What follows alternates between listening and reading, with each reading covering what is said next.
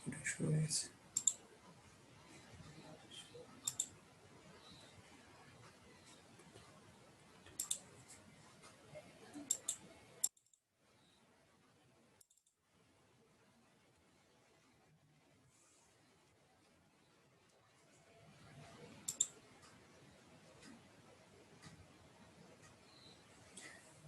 student, welcome to the National University online class.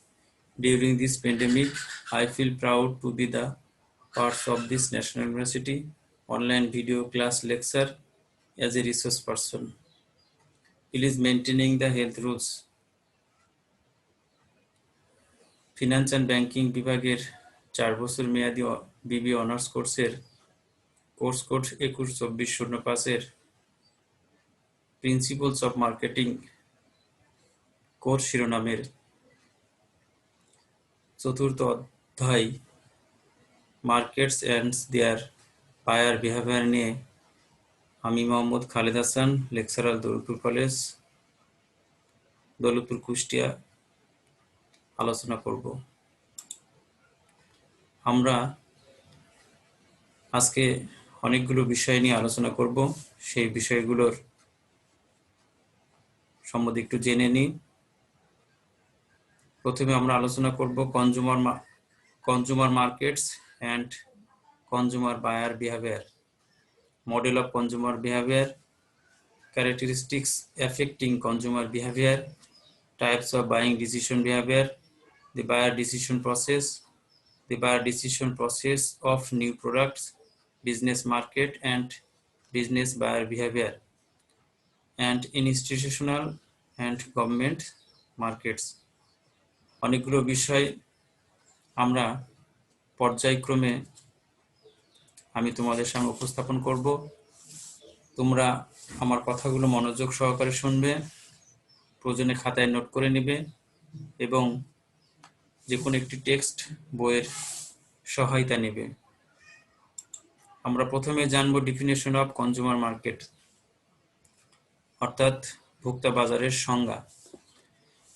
যে সকল ব্যক্তি ও পরিবারবর্গ ব্যক্তিগত ভোগের জন্য পণ্য বা সেবাসমূহ ক্রয় করে থাকে তাকে বা তাদেরকে ভোক্তা বাজার বলে। অর্থাৎ ভোক্তা বাজার চূড়ান্ত ভোক্তাদের নিয়ে গঠিত হয়ে থাকে এবং পুনরায় বিক্রয়ের জন্য ভোক্তারা পণ্যদ্রব্য বা সেবা ক্রয় করে না। এ বাজারের সদস্যরা নির্দিষ্ট সুবিধা প্রাপ্তির আশায় পণ্য ক্রয় করে মুনাফা অর্জনের উদ্দেশ্যে পণ্য ক্রয় করে না। Philip Kotler and Gary Armstrong বলেন, consumer market consist all the individual and households, অর্থাৎ ভোক্তা বাজার ব্যক্তি ও পরিবার নিয়ে গঠিত যারা buy or acquire goods and services for personal consumption, যারা ব্যক্তিগত ভোগের জন্য পণ্য ও সেবা ক্রয় বা সংগ্রহ করে থাকে। ভোক্তা বাজার ক্রেতার সংখ্যা, ভোক্তা বাজারে ক্রেতার সংখ্যা এবং জনসংখ্যা যদি বৃদ্ধি পায় তাহলে ভোক্তা বাজারের আয়তনও বৃদ্ধি পেয়ে থাকে। এরপর আমরা জানব what is mean by consumer behaviour, অর্থাৎ ভোক্তা আচরণ বলতে কি বোঝায়। যারা পণ্য বা সেবা ক্রয়, সংগ্রহ বা অর্জনের মাধ্যমে ব্যক্তিগত সন্তুষ্টি পূরণের লক্ষ্যে উক্ত পণ্য ভোগ ব্যবহার করে তাদেরকে বলা হয় ভোক্তা। যখন ভোক্তা পণ্য ও সেবা সামগ্রীর নির্বাচন, ক্রয়, সংগ্রহ বা অর্জন এবং ভোগ বা ব্যবহারকালীন সময়ে তার মধ্যে যে আচরণের বহিঃপ্রকাশ ঘটে তাকে আমরা ভোক্তা আচরণ বলি। অর্থাৎ যে কোনো ভোক্তাই বাজারে গিয়ে পণ্য দ্রব্য ক্রয় করতে গেলে তার ভিতরে বিভিন্ন ধরনের আচরণগত বৈশিষ্ট্য প্রকাশ পেয়ে থাকে। সেই আচরণগত বৈশিষ্ট্যগুলোকেই আমরা বলছিল ভোক্তা আচরণ।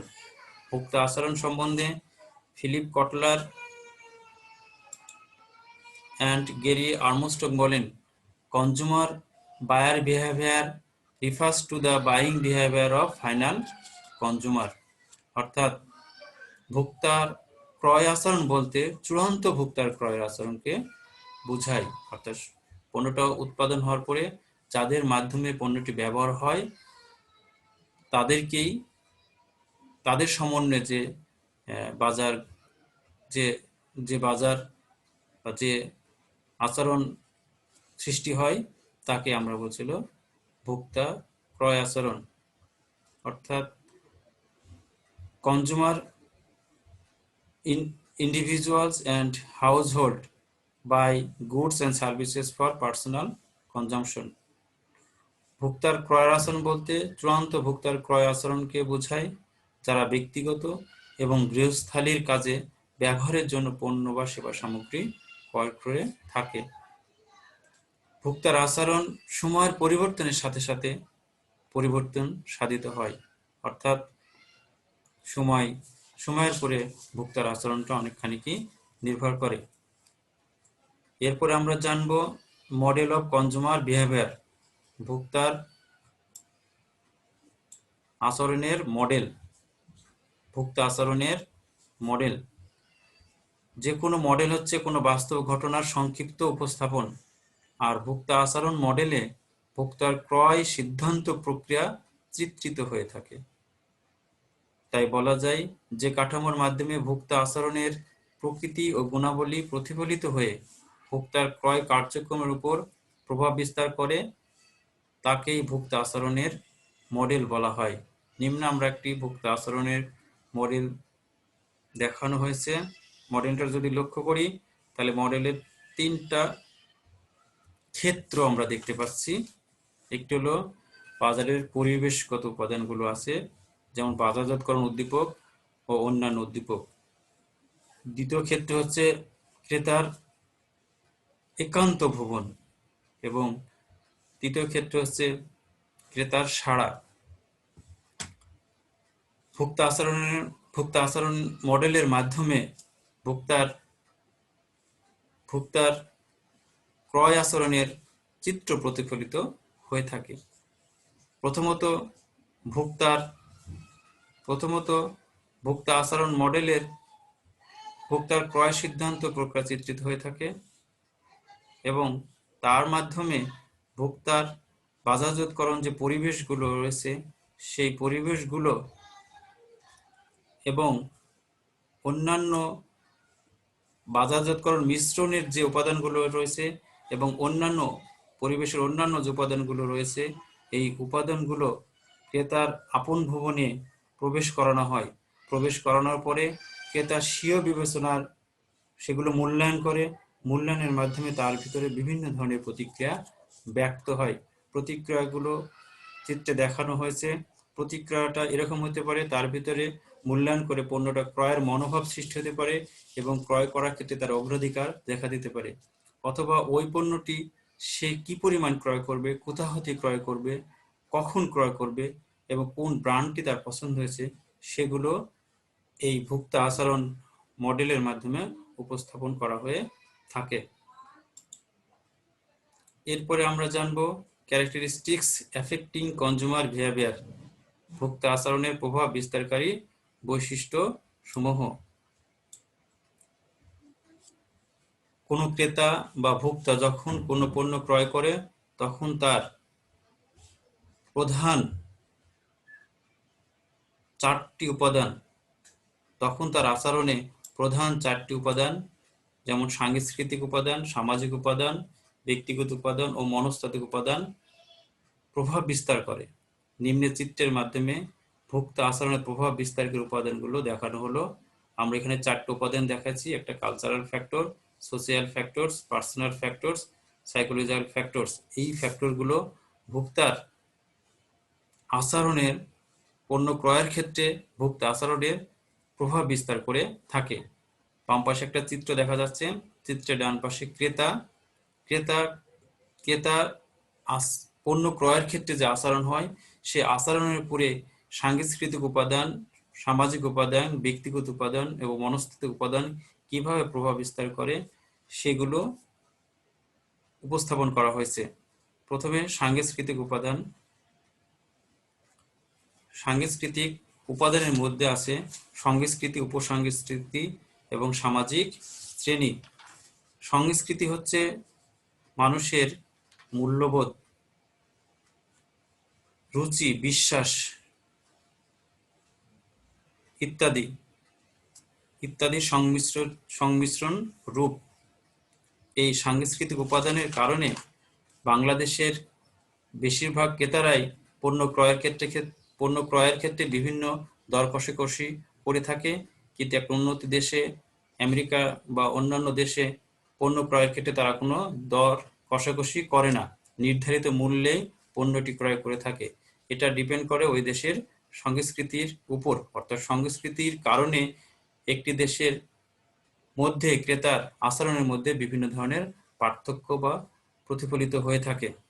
উপসংস্কৃতি বলতে বোঝায় একটা দেশের মধ্যে বিভিন্ন উপজাতীয় বাস করে থাকে। একটা সংস্কৃতির অধীনে আরো অনেকগুলো সংস্কৃতি বাস করে থাকে, যেমন আমাদের দেশে চাকমা, মগ, সাঁওতাল, গারো ইত্যাদি বিভিন্ন, এদের মধ্যে এদের জীবন প্রণালী, আদর্শ, মূল্যবোধ ইত্যাদি বিভিন্ন কারণে বিভিন্ন ধরনের উপসংস্কৃতি গড়ে উঠেছে।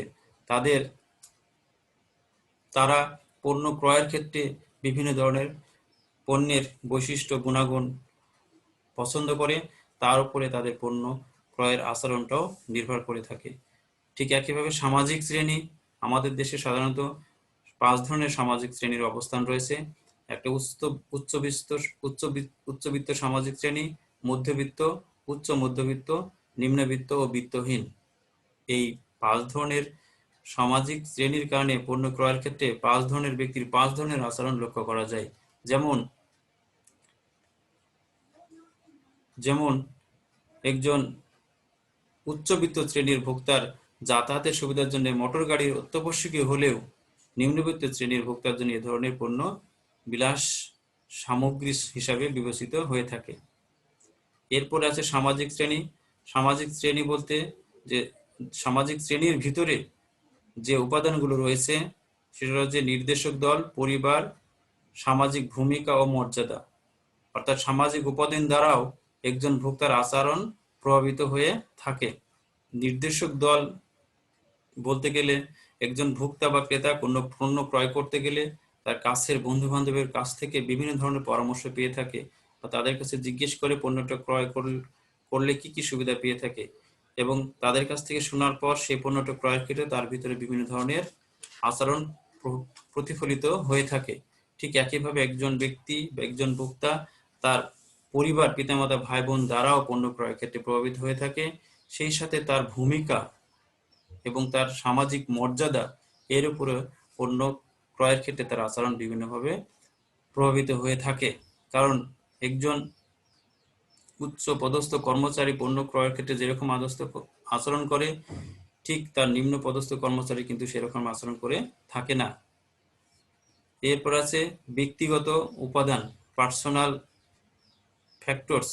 একজন ব্যক্তির নিজস্ব বৈশিষ্ট্য যেমন বয়স, পেশা, আয়, আত্মমর্যাদাবোধ ইত্যাদি দ্বারাও কিন্তু তার ক্রয় আচরণ প্রতিফলিত হয়ে থাকে। বয়স যদি বিবেচনা করি, তাহলে বয়স, একজন ব্যক্তি একসময় যৌবন থাকে, তারপরে তার মধ্য বয়স হয় এবং সর্বশেষে প্রবীণ বা বার্ধক্যে উপনীত হয়। কিন্তু একজন ব্যক্তি যৌবনকালে একটা পণ্য ক্রয়ের ক্ষেত্রে যেরকম আচরণ করে, বার্ধক্য বয়সে কিন্তু সেরকম আচরণ করে না। তাই বয়সও কিন্তু পণ্য ক্রয়ের ক্ষেত্রে তার আচরণে বিভিন্ন প্রভাব বিস্তার করে থাকে।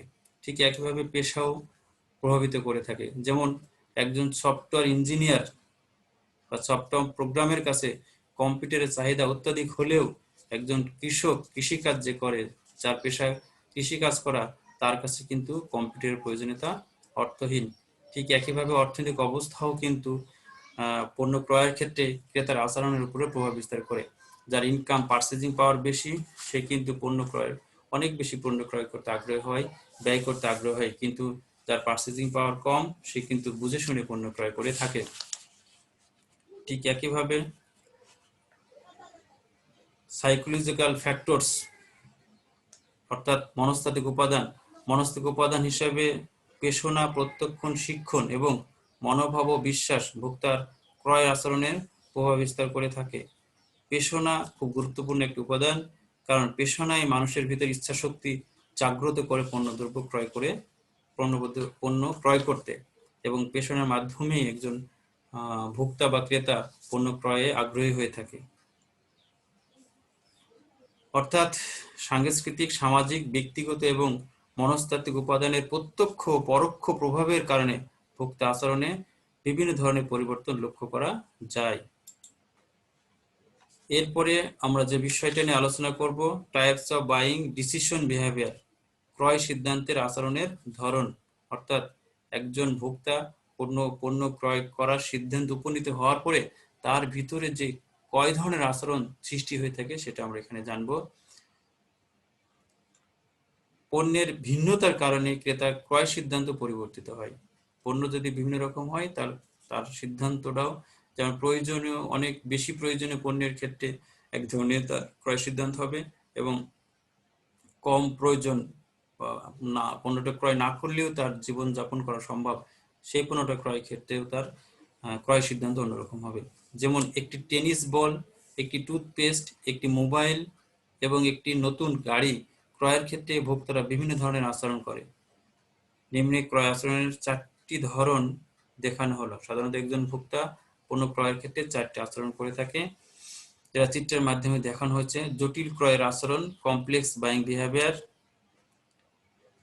অনৈক্য হ্রাসপ্রাপ্ত ক্রয়ের আচরণ, ডিসোনেন্স রিডিউসিং বাইং বিহেভিয়ার। অভ্যাসগত ক্রয়ের আচরণ, হ্যাবিচুয়াল বাইং বিহেভিয়ার। অ্যান্ড বৈচিত্র্যময় ক্রয়ের আচরণ, ভ্যারাইটি সিকিং বাইং বিহেভিয়ার। এই 4টা বৈশিষ্ট্য বা চার ধরনের আচরণ করে থাকে বিভিন্ন ধরনের পণ্য ক্রয়ের ক্ষেত্রে। যদি পণ্যের সাথে তার অধিক সম্পৃক্ত থাকে, অর্থাৎ পণ্যের প্রয়োজন তার ভিতরে অনেক বেশি থাকে, বা তার পণ্যটা ক্রয়ের ক্ষেত্রে তার গুরুত্ব অনেক বেশি থাকে, তাহলে সাধারণত 2 ধরনের আচরণ করে থাকে, জটিল ক্রয়ের আচরণ এবং অনৈক্য হ্রাসপ্রাপ্ত ক্রয়ের আচরণ। কিন্তু পণ্যের সাথে তার সম্পৃক্ততা কম থাকলে সে বৈচিত্র্যময় ক্রয় আচরণ এবং অভ্যাসগত ক্রয়ের আচরণ করে থাকে। আমরা প্রথমেই যদি জটিল ক্রয়ের আচরণ কখন করে একজন ভোক্তা সেটা দেখি।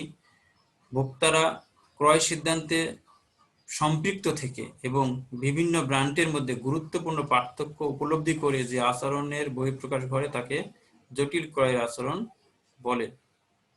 অর্থাৎ ক্রেতা যখন ব্যয়বহুল, ঝুঁকিপূর্ণ বা অতিমাত্রায় অভিব্যক্তিপূর্ণ পণ্য ক্রয় করার সিদ্ধান্ত নেয়, তখন তার ক্রয় আচরণ জটিলতাপূর্ণ হয়। এ ধরনের পণ্য ক্রেতারা সাধারণত নিয়মিত ক্রয় করে না, অনিয়মিতভাবে ক্রয় করে থাকে। এবং অনৈক্য হ্রাসপ্রাপ্ত ক্রয়ের আচরণ, সাধারণত পণ্যের ক্রয় ব্যয়বহুল এবং ঝুঁকিপূর্ণ হলে এরূপ আচরণ পরিলক্ষিত হয় ক্রেতার মধ্যে। অর্থাৎ পণ্যটি যদি ব্যয়বহুল হয়, অনেক মূল্য হয়, এবং পণ্যটি ক্রয়ের ক্ষেত্রে যদি ব্যবহারের ক্ষেত্রে যদি বিভিন্ন ধরনের ঝুঁকি থাকে, তাহলে তার ভিতরে অনৈক্য হ্রাসপ্রাপ্ত ক্রয়ের আচরণটি দেখা যায়।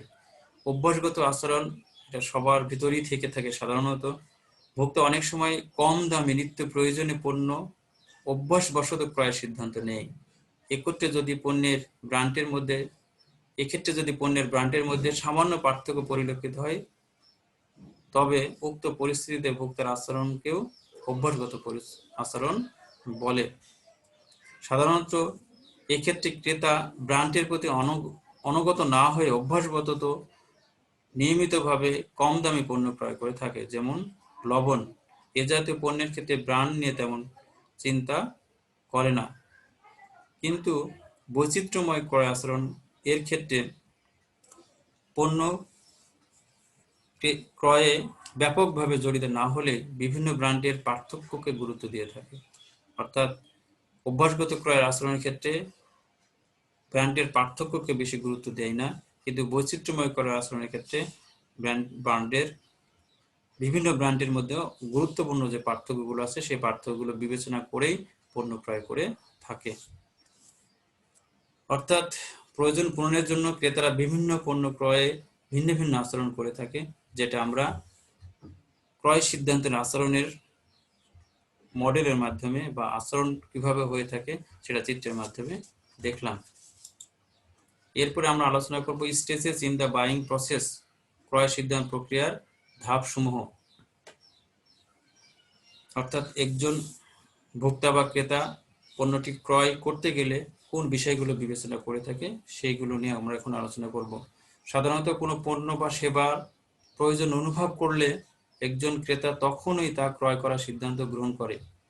ক্রয় সিদ্ধান্ত প্রক্রিয়া বলতে এমন একটি প্রক্রিয়াকে বোঝায় যেখানে ক্রেতা তার প্রয়োজন নির্ধারণ করে তা পূরণ করার জন্য পণ্য বা সেবা সম্পর্কিত তথ্য সংগ্রহ ও মূল্যায়নের মাধ্যমে ক্রয় কার্য সমাধান করে ক্রয়ের পরবর্তীতে উক্ত পণ্য ভোগ বা ব্যবহারের মাধ্যমে তার ভিতরে যে আচরণ প্রকাশ পায় সেটাকে আমরা বলছি ক্রয় সিদ্ধান্ত প্রক্রিয়ার ধাপসমূহ। ফিলিপ কটনার্স অ্যান্ড গেরি আর্মস্টক বলেন, buying decision process consist of 5 stages. অর্থাৎ 5টি স্তরের সমন্বয়ে ক্রেতার সিদ্ধান্ত গ্রহণ প্রক্রিয়া গঠিত। অর্থাৎ ক্রেতার সিদ্ধান্ত প্রক্রিয়ার ধাপ হচ্ছে 5টি। ফার্স্ট ধাপ হচ্ছে নিড রিকগনাইজেশন, সেকেন্ড ধাপ হচ্ছে ইনফরমেশন সার্চ, থার্ড হচ্ছে evaluation of alternatives, and 4 purchase decision, and next and 5 post purchase behaviour. বিষয়গুলো আমরা একটি চিত্রের মাধ্যমে দেখানোর চেষ্টা করছি। চিত্রে প্রথমে আছে নিড রিকগনাইজেশন, অর্থাৎ ক্রেতা ক্রয় সিদ্ধান্ত তার প্রয়োজন চিহ্নিতকরণের মধ্য দিয়েই শুরু করে। অর্থাৎ ক্রেতা যে ক্রয় সিদ্ধান্ত নেবে, এই সিদ্ধান্ত নেওয়ার প্রথমে তাকে যে কাজটা করতে হয় সেটা হলো যে তার প্রয়োজন আগে চিহ্নিতকরণ বা শনাক্তকরণ করতে হবে। অর্থাৎ আমার কোন প্রয়োজনের কারণে পণ্যটি ক্রয় করব, প্রয়োজন শনাক্তকরণ করার পরেই ইনফরমেশন সার্চ করবে। অর্থাৎ প্রয়োজন ও অভাব মেটাতে সক্ষম এরূপ পণ্য ও সেবা সম্পর্কিত তথ্য অনুসন্ধান করবে। অর্থাৎ তথ্য অনুসন্ধান কোন পণ্যের করবে? যে পণ্যটি তার প্রয়োজন সেই পণ্যের বিভিন্ন ধরনের তথ্য বিভিন্ন উৎস থেকে সংগ্রহ করবে। সংগ্রহ করার পরে থার্ড স্টেজে এসে সেই তথ্যসমূহ বিভিন্নভাবে মূল্যায়ন করবে। অর্থাৎ ইভালুয়েশন অফ অল্টারনেটিভস, পণ্য সম্পর্কে যে তথ্যগুলো পেয়েছে সেই তথ্যগুলো, এই যে বিকল্প তথ্যগুলো, এই থার্ড স্টেজে এসে সেগুলো মূল্যায়ন করবে। মূল্যায়ন করার পরে সে তার যদি পছন্দ হয় এবং তার প্রয়োজন পূরণে সক্ষম হয় তাহলে সে ক্রয় সিদ্ধান্তটা গ্রহণ করবে। সে তখন বিভিন্ন ব্র্যান্ডের পণ্যগুলো বিবেচনা করবে এবং যে ব্র্যান্ডের পণ্যটি তার কাছে পছন্দ হবে এবং তার প্রয়োজন পূরণে সক্ষম হবে সেই ব্র্যান্ডের পণ্যটি সে ক্রয় করবে। ক্রয় করে ভোগ করবে। ভোগ করলেই ক্রয় সিদ্ধান্ত প্রক্রিয়া শেষ হয়ে যায় না। ভোগ করার পরে ক্রয়োত্তর আচরণ, অর্থাৎ ভোগ করার সময় তার ভিতরে ওই পণ্যটা সম্পর্কে যে আচরণ প্রকাশ পায় সেই আচরণগুলোকেও ক্রয় সিদ্ধান্ত প্রক্রিয়ার একটি ধাপ হিসেবে চিহ্নিত করা হয় এবং এটা হলো সর্বশেষ ধাপ। কেননা পণ্য বিক্রয়ের সাথে সাথে বাজারজাতকারীর কাজ শেষ হয়ে যায় না। কেননা পণ্য ক্রয় এবং ভোগ বা ব্যবহারের পরে ভোক্তা সন্তুষ্ট না অসন্তুষ্ট তা অবশ্যই বাজারজাতকারীকে জানতে হবে। একজন ক্রেতার ক্রয় পরবর্তী আচরণের অভিজ্ঞতা বাজারজাতকারীকে অনেকখানি তার ব্যবসায়ে সফলতা আনার ক্ষেত্রে গুরুত্ব বহন করে আনে। আমরা তাহলে ক্রয় সিদ্ধান্ত প্রক্রিয়ার 5টি ধাপ নিয়ে আলোচনা করলাম। এরপরে আলোচনা করব the buyer decision process for new product, অর্থাৎ নতুন পণ্যের ক্ষেত্রে ক্রেতার সিদ্ধান্ত প্রক্রিয়াটা কি হয়ে থাকে। বাজারে একটি নতুন পণ্য প্রবেশের পর গ্রাহক কিভাবে উক্ত পণ্যটি গ্রহণ করে তা প্রত্যেক বাজারজাতকারীকে জানতে হবে। নতুন পণ্য বাজারে আসলে ভোক্তারা সেই পণ্যটা কিভাবে গ্রহণ করছে সেটা বাজারজাত কোম্পানিকে অবশ্যই আগে থেকেই জানতে হবে। নতুন পণ্য বলতে সে সকল পণ্য, সেবা বা ধারণাকে বোঝায় যার অস্তিত্ব পূর্বে ছিল না বা প্রচলিত পণ্যের স্থলাভিষিক্ত পণ্য হিসাবে গৃহীত হয়। Philip Kotler and Gary Armstrong বলেন, a new product is a good service or idea that is perceived by some potential customer as new। অর্থাৎ কোনো পণ্য বা সেবা বা ধারণা কিছু সম্ভাব্য গ্রাহক নতুন বলে মনে মনে উপলব্ধি করলেই তাকে নতুন পণ্য বলে। সাধারণত নতুন পণ্য ক্রয়ের ক্ষেত্রে যে সিদ্ধান্ত গ্রহণ প্রক্রিয়াটি 3টা স্টেজের মাধ্যমে শেষ হয়ে থাকে। ফার্স্ট স্টেজ হচ্ছে stages in the adoption process, গ্রহণ প্রক্রিয়ার ধাপ সমূহ। সেকেন্ড হচ্ছে ইন্ডিভিজুয়াল ডিফারেন্স ইন ইনোভেটিভনেস, নতুন পণ্য গ্রহণের ব্যাপারে ব্যক্তিগত পার্থক্য। এবং থার্ড হচ্ছে influence of product characteristics on rate of adoption, গ্রহণের হারের উপর পণ্য বৈশিষ্ট্যের প্রভাব। প্রথম ধাপে নতুন পণ্য গ্রহণের ক্ষেত্রে বা নতুন পণ্য ক্রয়ের ক্ষেত্রে যে যে কাজটি করতে হয় সেটা হলো যে নতুন পণ্য গ্রহণ প্রক্রিয়ার প্রথমেই 5টি ধাপ অতিক্রম করতে হয়। 5টি ধাপের মধ্যে প্রথম হচ্ছে অ্যাওয়ারনেস তৈরি হতে হবে পণ্য সম্বন্ধে। এই স্তরে ক্রেতা পণ্যটি সম্পর্কে শুধু অবগত হয় কিন্তু বিস্তারিত জানে না। দ্বিতীয় ধাপ হচ্ছে ইন্টারেস্ট, এই স্তরে ক্রেতা পণ্য সম্পর্কে বিভিন্ন তথ্য সংগ্রহে আগ্রহী হয়, তাই সে প্রয়োজনীয় তথ্য সংগ্রহের প্রচেষ্টা চালায়।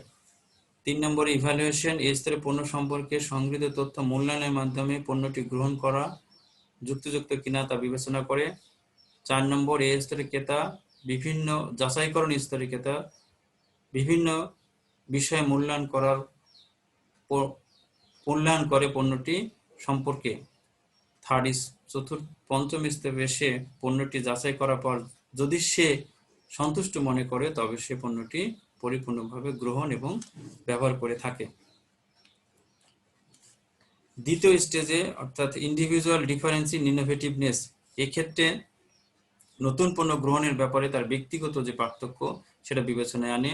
নতুন পণ্য গ্রহণের ক্ষেত্রে ব্যক্তি থেকে ব্যক্তিতে পার্থক্য লক্ষ্য করা যায়। এ কারণে কোনো নতুন পণ্য যখন বাজারে আসে তখন সকল ক্রেতা একসাথে গ্রহণ করে না। প্রথমে কম সংখ্যক ক্রেতা নতুন পণ্য গ্রহণ করে, পরবর্তীতে পর্যায়ক্রমিকভাবে সকল ক্রেতার সংখ্যা বৃদ্ধি পেতে থাকে। 3 নম্বর আছে influence of product characteristics on rate of adoption, অর্থাৎ গ্রহণের হারের উপর পণ্য বৈশিষ্ট্যের প্রভাব। নতুন পণ্য গ্রহণের হারের উপর উক্ত পণ্যের বৈশিষ্ট্য ব্যাপকভাবে প্রভাব ফেলে। পণ্যের বৈশিষ্ট্যের কারণে কিছু কিছু পণ্য ভোক্তারা দ্রুত গ্রহণ করে, আবার কিছু পণ্য পরিচিত হতে অনেক সময় লাগে। এই কারণে পণ্যের বৈশিষ্ট্যের কারণে, অর্থাৎ পণ্য যদি তুলনামূলকভাবে সুবিধা বেশি বয়ে আনে তাহলে সে অল্প সময়েই পণ্যটি গ্রহণ করার ব্যাপারে ক্রেতারা দ্রুত সাড়া প্রদান করে থাকে। সাধারণত 3টি স্টেজের মাধ্যমে নতুন পণ্য ক্রয়ে ক্রেতা সিদ্ধান্ত গ্রহণ করে থাকে। এরপরে আমরা জানবো ডেফিনেশন অফ বিজনেস মার্কেট, ব্যবসায়ী বাজার এর সংজ্ঞা। যে সকল প্রতিষ্ঠান উৎপাদন, পুনরায় বিক্রয় বা ভাড়া প্রদানের মাধ্যমে মুনাফা অর্জনের উদ্দেশ্যে পণ্য ক্রয় করে তাদেরকে ব্যবসায়ী বাজার বলে। Philip Kotler and Gary Armstrong বলেন, business market refers to the organization that buy goods and services for use in the production of other products and services that are sold, rented or supplied to the other। অর্থাৎ ব্যবসা বাজার হচ্ছে পণ্য ও সেবা ক্রয়কারী সংগঠন সমূহের সমন্বয়ে গঠিত যারা অন্যের নিকট বিক্রয়, ভাড়া দেওয়া বা সরবরাহ করার জন্য অন্যান্য পণ্য ও সেবা উৎপাদনে সহায়তা করে থাকে। এরপরে আমরা জানবো বিজনেস বায়ার বিহেভিয়ার, ব্যবসায়িক ক্রেতার আচরণ। প্রথমে বাজারকারীরা জানতে চায় ব্যবসায়িক ক্রেতারা কিভাবে বিভিন্ন ধরনের বাজারজাতকরণ উদ্যোগের প্রতি সাড়া দিবে। এই বিষয়টি নিম্নে ব্যবসায়িক ক্রেতার আচরণ মডেলের মাধ্যমে দেখানো হলো। প্রথমেই এটা নিয়ে ব্যবসায়িক ক্রেতার ক্রয় আচরণের মাধ্যমে দেখানো হয়েছে। এখানে ব্যবসায়িক দৃষ্টিকোণ থেকে দেখানো হয়েছে। এখানে তিনটে উপাদান রয়েছে। ব্যবসা মানে বাজারের পরিবেশগত উপাদান, বাজারজাতকরণ উপাদান বলতে বাজারজাতকরণ মিক্সকে, পণ্য মূল্য বন্টন প্রসারণকে বোঝাচ্ছে। পরিবেশের অন্যান্য উপাদান যেমন অর্থনৈতিক, কারিগরি, রাজনৈতিক, সাংস্কৃতিক, প্রতিযোগিতামূলক উপাদানগুলো এখানে আছে। এই উপাদানগুলো ক্রয়কারী প্রতিষ্ঠানের ভিতরে প্রবেশ করানোর পরে তার ভিতরে বিভিন্ন ধরনের প্রতিক্রিয়া, তার ভিতরে বিভিন্ন ধরনের ক্রয় সিদ্ধান্ত প্রক্রিয়াগুলো মূল্যায়ন করে বা তার ভিতরে বিভিন্ন ধরনের প্রতিক্রিয়া সৃষ্টি হয়। এই প্রতিক্রিয়ার ফলে ক্রেতার ভিতরে কি ধরনের সাড়া সৃষ্টি হয় পণ্যটি সম্পর্কে, অর্থাৎ সে পণ্যটি সে পছন্দ করছে কি করছে না, বা পণ্যটি সে ক্রয় করবে কি করবে না, করলে কোথায় তিনি ক্রয় করবে, কি পরিমাণ ক্রয় করবে, এবং সেই শর্তগুলো বিবেচনা করেই সে সিদ্ধান্ত নিয়ে থাকে যে সে পণ্যটি ক্রয় করবে কি করবে না। এজন্য ক্রেতার, ব্যবসায়িক ক্রেতার আচরণ বিভিন্ন পরিবেশের উপাদানের উপরে নির্ভর করে, যেটা আমরা চিত্রের মাধ্যমে দেখালাম। এরপর আমরা জানবো what is mean by institutional market, প্রাতিষ্ঠানিক বাজার বলতে কি বোঝায়। যে সকল প্রতিষ্ঠান মুনাফা অর্জনের উদ্দেশ্যে কার্যক্রম পরিচালনা করে না এমন প্রতিষ্ঠানের সমন্বয়ে গঠিত বাজারকে প্রাতিষ্ঠানিক বাজার বলে। অর্থাৎ যে বাজারের মুখ্য উদ্দেশ্য বৃহত্তর জনগোষ্ঠীকে সেবা প্রদান করা, যেমন মসজিদ, হাসপাতাল, শিক্ষা প্রতিষ্ঠান ইত্যাদি। অর্থাৎ এ সকল প্রতিষ্ঠানগুলো পাবলিক এবং প্রাইভেট উভয় প্রতিষ্ঠানগুলোর সমন্বয়ে গঠিত হতে পারে, এবং এই ধরনের প্রতিষ্ঠানগুলো সাধারণত অব্যবসায়িক এবং অমুনাফাভোগী হয়ে থাকে। Philip Kotler and Gary Armstrong বলেন, the institutional market consist of school, hospitals, nursing homes, prisons and other institutions that provide goods and services to people in their care, তাদের কেয়ার নেওয়ার জন্য এগুলো করা হয়ে থাকে। অর্থাৎ সরকারি বাজার বলতে সরকারের, অর্থাৎ প্রাতিষ্ঠানিক বাজার বলতে স্কুল, হাসপাতাল, নার্সিং হোম, কারাগার এবং অন্যান্য প্রতিষ্ঠান যারা জনগণের কল্যাণার্থে পণ্য এবং সেবা প্রদান করে তাদের সমন্বয়ে প্রাতিষ্ঠানিক বাজার গঠিত হয়ে থাকে। এরপরে আমরা সর্বশেষ যে বিষয়টি নিয়ে আলোচনা করব, what is mean by government market, বিভিন্ন সরকারি প্রতিষ্ঠান যারা তাদের কার্যক্রম পরিচালনার জন্য বিভিন্ন ধরনের পণ্য বা সেবা ক্রয় করে বা ভাড়া গ্রহণ করে তাদেরকে সরকারি বাজার বলে। সাধারণত বিভিন্ন মন্ত্রণালয়, বিভাগ, সংস্থা, কেন্দ্রীয় সরকার, স্থানীয় সরকার ইত্যাদি বাজারের অন্তর্ভুক্ত। ফিলিপ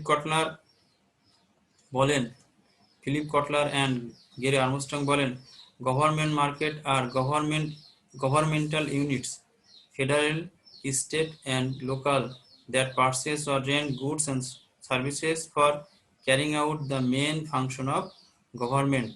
অর্থাৎ সরকারি বাজার বলতে সরকারের ফেডারেল, স্টেট ও লোকাল ইউনিট সমূহকে বোঝায় যারা সরকারের প্রধান প্রধান কার্য সম্পাদনের জন্য দ্রব্য ও সেবা ক্রয় করে বা ভাড়া প্রদান করে।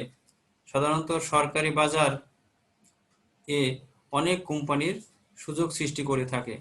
সরকারি বাজার দেশের শিক্ষা, স্বাস্থ্য, প্রতিরক্ষা, অবকাঠামো উন্নয়ন প্রভৃতি খাতে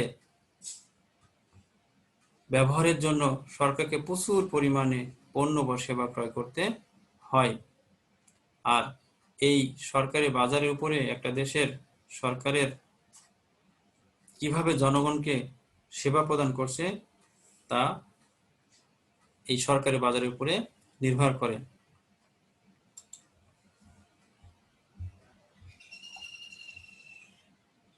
সবাইকে ধন্যবাদ জানিয়ে আজকে আমরা আজকের ক্লাস শেষ করছি। সবাই বাসায় মনোযোগ সহকারে পড়বে এবং পরীক্ষার জন্য প্রস্তুতি নেবে। সবাইকে ধন্যবাদ।